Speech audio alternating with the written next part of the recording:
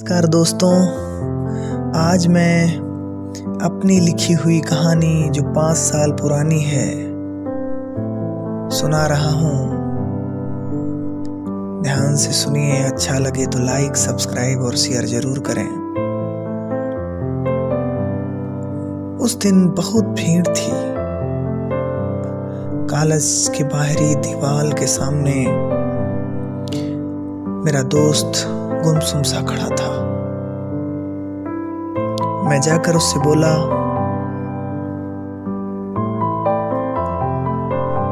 क्या बात है, इतने उदास क्यों? उसने मुझे सवालिया लहजे में पूछा। सुनना चाहोगे? मैंने कहा, हाँ, क्यों नहीं। प्रेम में पड़े हुए लोग की आवाज में एक दर्द होता है। उस दर्द को लेकर वो खड़ा लड़का तमाम सवालों और तमाम जिज्ञासाओं से भरा था कि मुझे कौन सुनेगा। मैंने कहा, हाँ, मैं सुनूंगा। वो शुरू किया। बहुत दिनों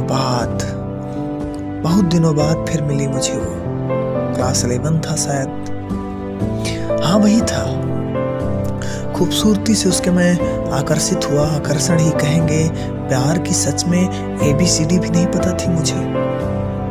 फिल्मों में प्यार सुनता था। भारत का सिनेमा सिर्फ प्यार पर ही एक शताब्दी तक चलचित्र बनाता रहा। छोड़िए, मुझे क्या मतलब इस सब से। जिस आकर्षण पर पैर रखकर मैं बढ़ा, धीरे धीरे वो प्यार में बदल गया। यादें हमेशा पहले दिन की देखने जैसे मुझे जकड़ने लगी।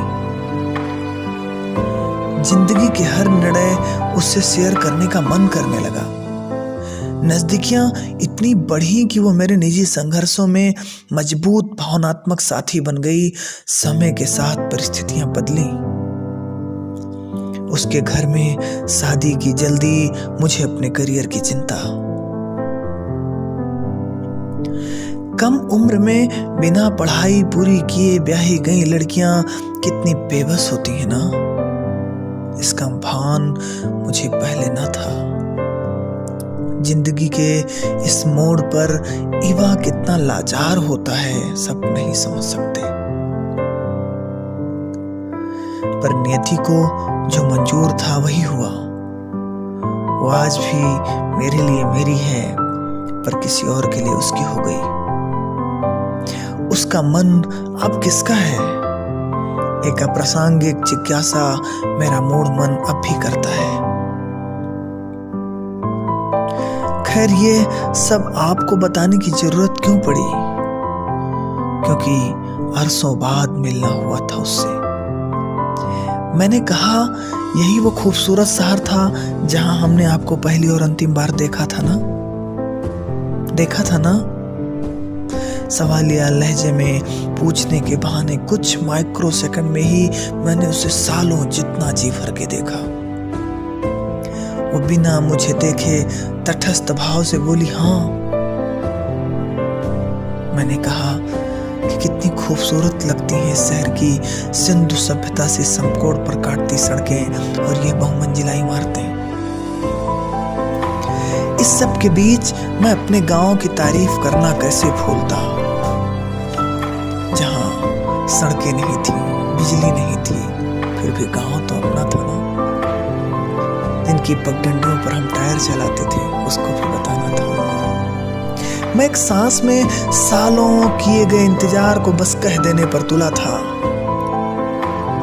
बीच में ही वो टोकते हुए मुस्कुराहट के लहजे में बोली, शहर की तारीफ करने के लिए मिले हो या मेरी? मेरा रुधा गला, भरी निगाहें, बुझा चेहरा उसकी तरफ देखकर बस बोल पड़ा कि तुम मेरे लिए किसी शहर से कम थोड़ी हो।